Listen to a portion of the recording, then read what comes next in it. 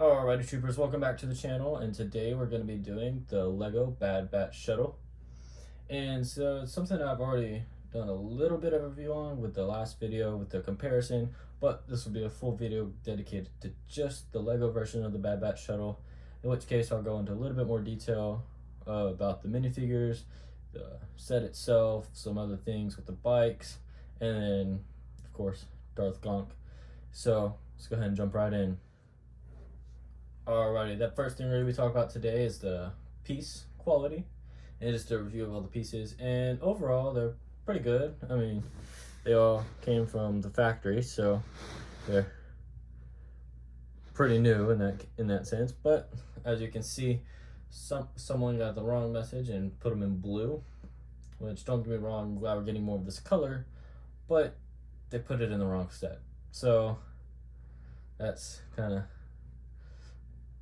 a little bit upsetting there, and that should have been gray, darker gray, into a little bit more black on some of the aspects of it, but it is what it is, and that's why we have customs. So if you want it accurate, I guess Lego doesn't really care. Anyway, as you can see here, we do have a couple of print here, and then if you look on this bike right here, we have a sticker, and then we also have some stickers on the back on these little things on the engine. Each of these had some stickers right on there, and there's a couple more throughout the build, such as the inside, which I'll talk about a little bit more in a minute. So it's pretty nice. You can see one of them there on the right with a helmet on it, and then the one on the left, see if we can get a close-up of it real quick.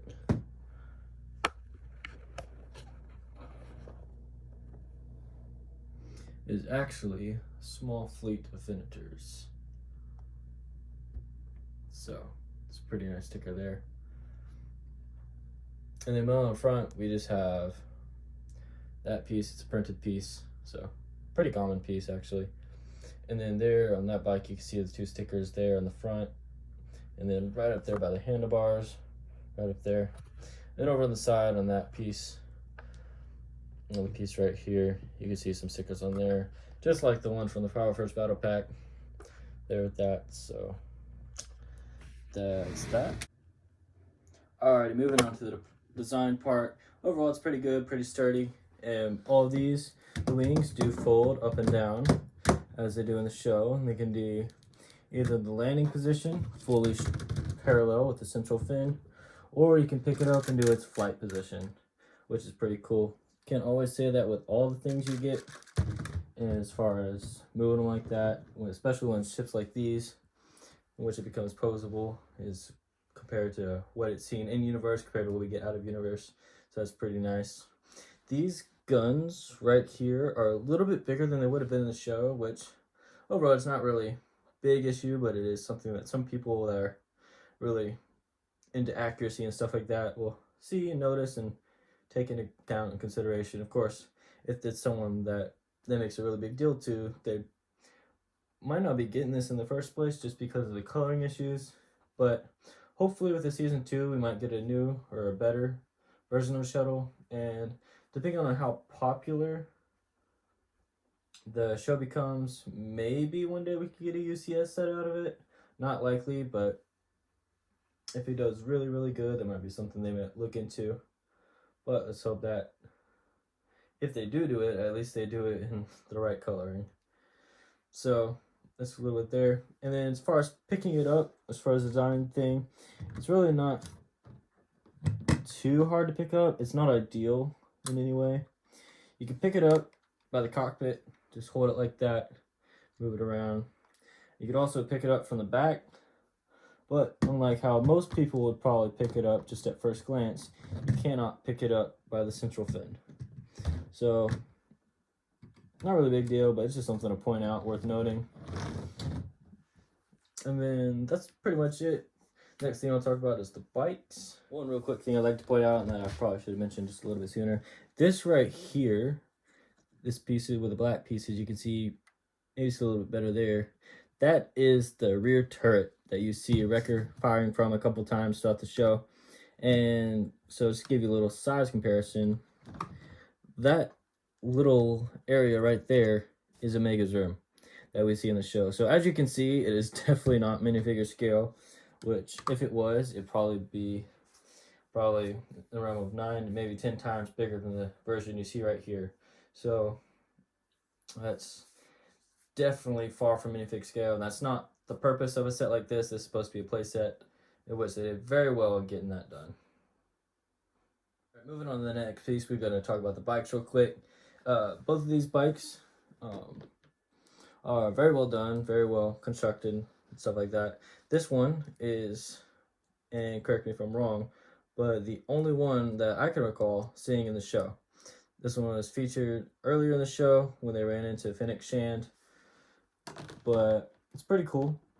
It is one that Hunter took from a shop goer at one of the major planets, and you can see that they did the coloring very nicely, and it has stickers I was pointing out earlier. The here, and then down here. It's pretty cool build, pretty cool little design here. Works pretty well. And then this other one right here we have is Crosshairs, and this is pretty much an exact copy, exact replica of the 501st one. Main difference being that this front piece is 2 pieces instead of 1. So it's just 2 of those little inverted slope thingies that just slope down. And then on these right here, that doesn't have a stud. And that's pretty much where the differences stop. The build of it and just the different other design features of it are pretty much the same, even down to the stickers. Like, they didn't really do much to change it except make it a darker version of the 501st one. And even these clips right here you can see on the side, they doesn't really make that much sense why they would have it here, because they didn't mount any like gun positions to it. So it's a little bit of laziness on the part of the designers, but it is what it is. This shows how much they leave no detail unturned, as the designers will tell you they do. And I submit my proof to otherwise. Anyway. Alright, so the next thing I want to do is just flip through the instruction manual real quick, show a couple things.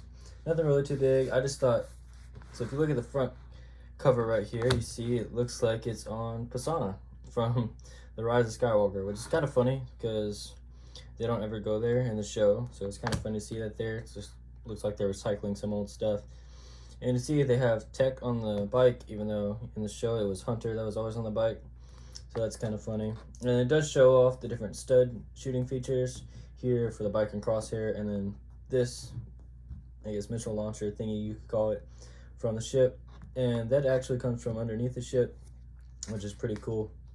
And then up at the top you see some little cool art for the Bad Batch, just showing the figures. So that's pretty cool. The instructions themselves are pretty basic, pretty normal. Just shows different things. Here the breakdown of what comes in what. So in bag 1 you'll have Hunter, Crosshair, and then the 2 bikes, and then 2 you have part of the cockpit. 3 you'll have Tech and more cockpit, and then it just goes on and on for 4, 5, 6, and 7 is the final bag. So it does have 7 bags in this one. And it shows here, to get to it more in a minute, but it has Hunter with his knives, because that's all he ever uses in the show. He not once is seen using his blaster, and I'm kidding, of course. He uses his blaster plenty of times, which is kind of funny how they only give him knives in the set. And he also has his hairpiece, and Tech also comes with a hairpiece. We'll talk more about that in a minute. And you can see here just part of the build, just flipping through it real quick. So it's pretty nice overall build, pretty quick, pretty easy. And as always, yeah, it's just the different piece counts and stuff like that in the back. So that's pretty nice. And then it also shows off some of the stuff from the wave. It has the part of the summer 2020 wave here. And then it has the 501st Battle Pack still, as well as the AAT, which is kind of weird, given that they're from an entirely different wave, but they're still featured in this one. I don't know if that's just mess up on the designer's end or Lego's end, but it's kind of funny nonetheless. And then even Anakin's starfighter right there as well. That's funny.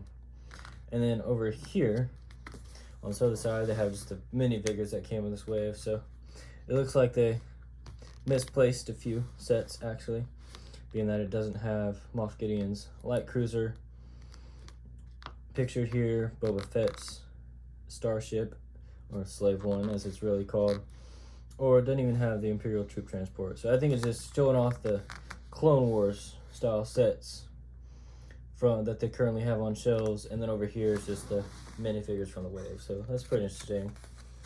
And yeah, that's it for the instructions. Alrighty, moving on to the minifigures. Starting off, we have Darth Gonk in all his majestic dark side glory. You see here, he comes in dark gray, and that's it. And then he also has these little feet that are in black.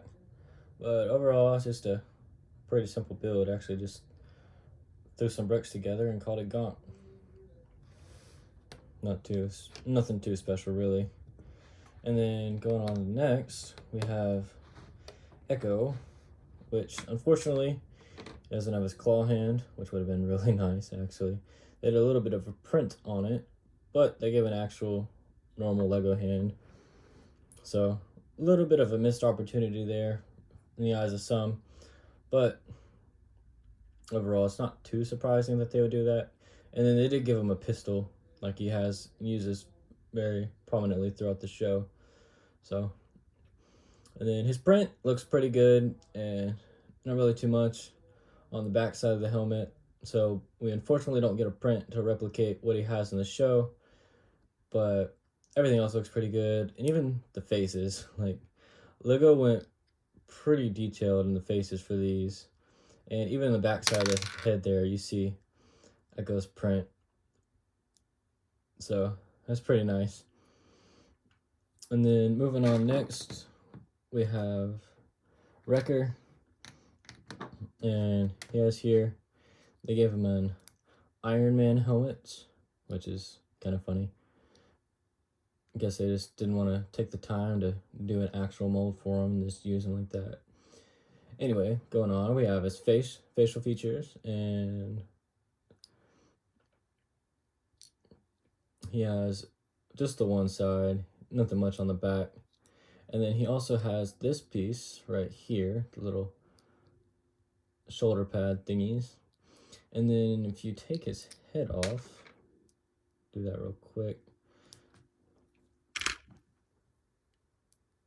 you can see that the print you see on the shoulder pad is replicated below on just his normal torso piece. So that's pretty cool. And then on the back, it also has some more printing there just to replicate his backpack, which is funny because they don't really give him backpacks except for tech, which is really weird. But it's Lego, so only the best is good enough unless it's their product. So that's nice to see where they stand on that. And then moving on, we have tech here, which is helmet, which leaves a lot to be desired, I'll be honest. This piece right here, this gray piece, you would think would move up and down to replicate what he can do in the show, but it does not. And why it doesn't is really a little confusing to me because it's really simple to do and to change. But anyways, and you see his face print right there. He has a little bit of a worried face right there, then a more serious face on the back, just a normal, typical clone face. And then you just put his helmet back on. You can see the print on him through the body is pretty nice.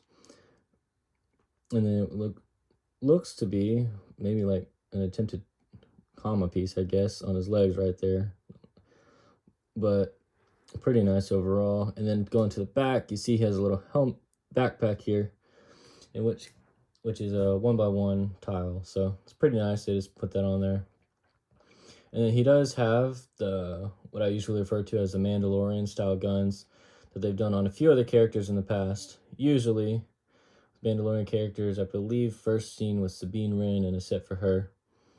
And then you also have in this set included a hairpiece for Tech. And of all the figures in here, they only gave Tech and Hunter hairpieces. And speaking of Hunter, he's the next one we have up. And as I mentioned earlier, he only has the 2 knives in this set, which is kind of weird because he really uses his pistol a lot in the show. So it's kind of funny just to see him have his knives. And then his prints look pretty good, I'll be honest. They look pretty good. His helmet looks pretty good on front, and then just like Echo's and some of the others, his helmet doesn't really have anything on the back, which I guess they don't think anyone's ever going to look at the back side of a minifigure. Yeah. Lego does their own thing and doesn't really care what other people think, it seems. And then take it off, you see his face. He has a mad face right there. And then he has a more of a just a stoic face, just staring off. Anyways, put his helmet back on him real quick. And then let's go ahead and move on to Crosshair. So Crosshair has a pretty good prints. Looks mostly accurate. His color is a little darker than seen in the show, but that's not too big of a deal. And more than likely it's just something else with the reference pictures to where they saw him on a darker planet, maybe a night, something like that. For instance, the mission to Onderon, where he led the clone squad to wipe out Saw Gerrera's forces there. So yeah, that's it for the minifigures. And then let's move on to the next part.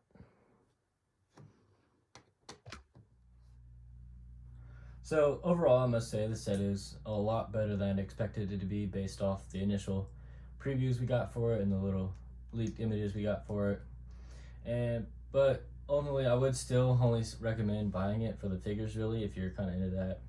The ship is usable, but not really the best in my opinion. It's a decent design, but it's not a great design if you ask me. And personally, I would wait 6 months or so till it's on sale at Walmart and Target. And one thing that really bothers me is this should have been a $70 or $80 set that would have sold a lot better in my opinion, but I guess they had to hit a certain price level for it, and so they had to justify that with the addition of something that we don't see in the show, being Crosshair's bike. So it's a little bit annoying there in that they couldn't just release multiple sets at different values, and that I guess they just have a quota they have to meet. So I guess it makes sense from their point of view, but it's, as a consumer, it's just really disappointing to see that. So yeah, overall I give it a 6 out of 10, but if it's something that you're into and the color doesn't really concern you that much, and the figures are definitely worth it if you just want the figures out of it. Now, they're not custom figures, they're Lego figures, so the detail will be a little bit off from what some customs will offer, but customs will go at anywhere from $20 to $30 a figure, in which case $100 for a slightly off figure would be a little bit more lucrative than, say, paying $100 to $150 even for customs that are much better. So this is your call at the end of the day. Personally, I would have waited had I known what it was, but it is what it is. Alrighty, so starting off with next Tuesday's video, I hope to be able to finish the UCS gunship and do a review of that. And then next Friday, still up in the air on a couple things, but hopefully it'll be a custom set of an ATT. So that's what I'm shooting for. Next Friday is an ATT, and then Tuesday will be the UCS gunship. So looking forward to that, and I'll see y'all next time.